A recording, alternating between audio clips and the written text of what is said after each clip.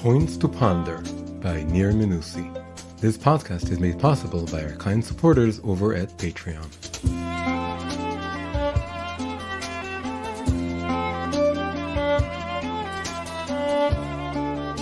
Parshat Vayishlach, the secret of Jewish progress. The king is dead, long live the king. This well-known cry is heard in monarchies whenever a new king is crowned. Part of what makes this cry powerful is that at first it sounds self-contradictory. It takes a moment to realize that the two kings mentioned are different people. This is of course intentional. It is meant to emphasize the totality of the change in rulers. The moment the old monarch dies, it's as if he's gone and forgotten, and from now on, the new monarch is the one and only king, the new exclusive bearer of the crown. The existence of this custom is more than anecdotal. The pattern of erasing the past and starting all over with something completely new is deeply embedded in Western culture and comprises one of the most fundamental differences between it and Judaism. After bidding farewell to Esau, the Torah enumerates the great people and kings who are destined to come from him.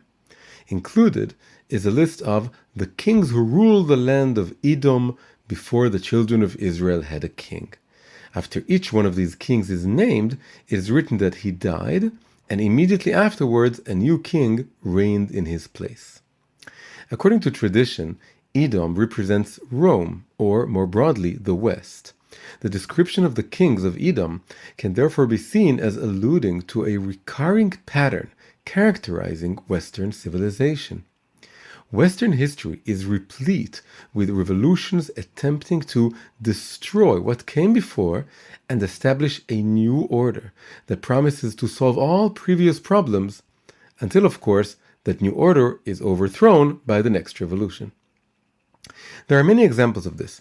The hedonistic cultures of Greece and Rome were replaced by a Christian theology espousing asceticism and abstinence, only later to be replaced by a very this-worldly secularism.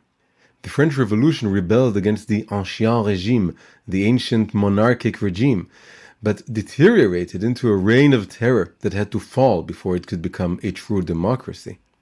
The Communist Revolution overturned the Tsarist rule, but quickly turned into a dictatorship that eventually collapsed. This he died, he reigned dynamic is found even in the history of science, art, and culture. Antitheses refute theses, new paradigms replace the old, modern movements succeed outdated ones, and each time there's the feeling that this is the final word. In our own generation, we are now witnessing the fallout of several such hasty revolutions. Drunk on the technology of the smartphone, society was quick to equip every child with their own personal screen of delights. It took a whole generation to begin to see the resulting damage and start pedaling back with apps like YouTube Kids and Google Families. The leaders of the sexual revolution broke almost all traditional sexual mores, leaving society to deal with children exposed to pornography from a young age, a loneliness epidemic, and a wave of Me Too litigants. A short-sighted academic fad portrayed all gender differences as oppressive social constructs, and now a whole generation of parents and educators are facing an unprecedented wave of gender-confused children seeking to do irreversible damage to their bodies. We can see this pattern in Esau himself. In a moment of fatigue, he scorns his birthright and sells it to Jacob for some lentil stew, but later regrets it and convinces himself he was tricked into it.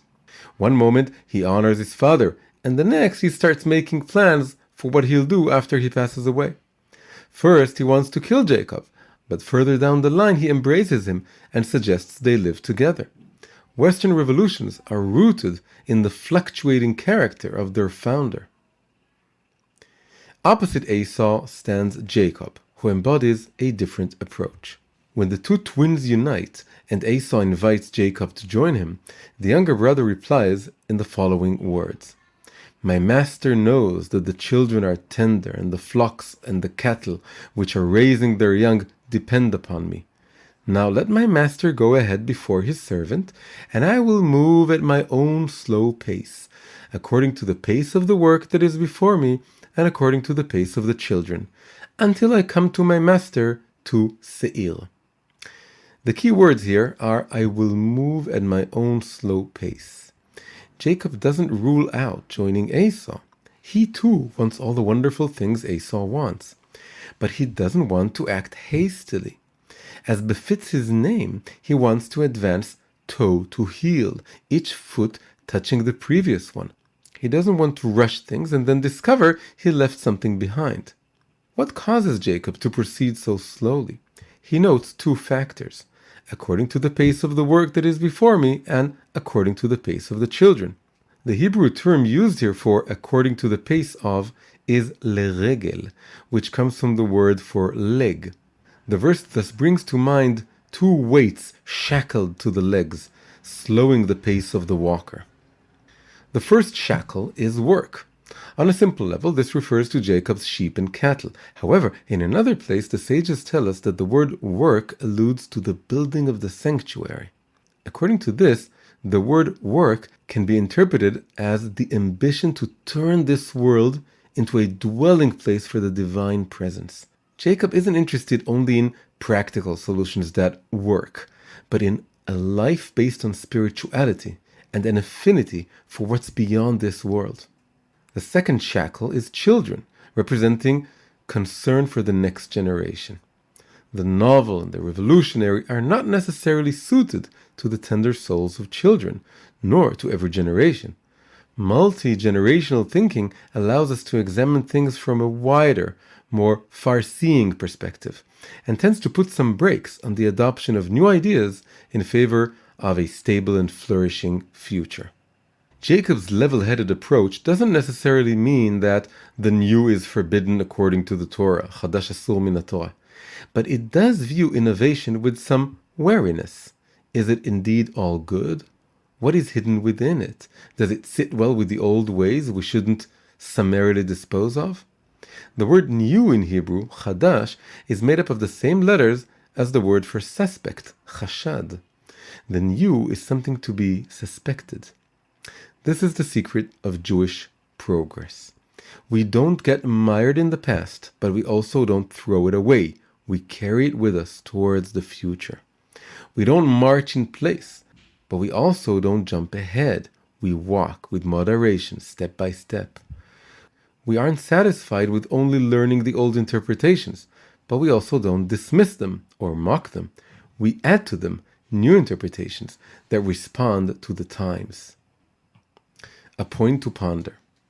The sages say that the innovator has the lower hand. The simple meaning of this saying is that he who seeks to change the status quo is always at a disadvantage.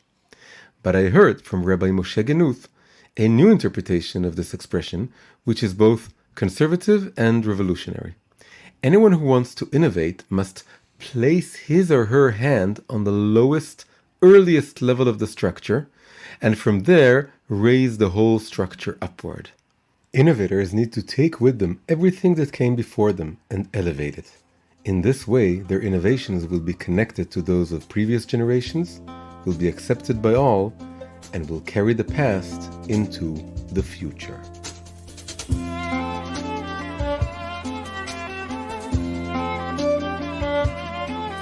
Hi, if you enjoyed this episode, please leave a like and subscribe. You may also consider becoming a supporter by going over to patreon.com/Menussi. That's patreon.com/Menussi.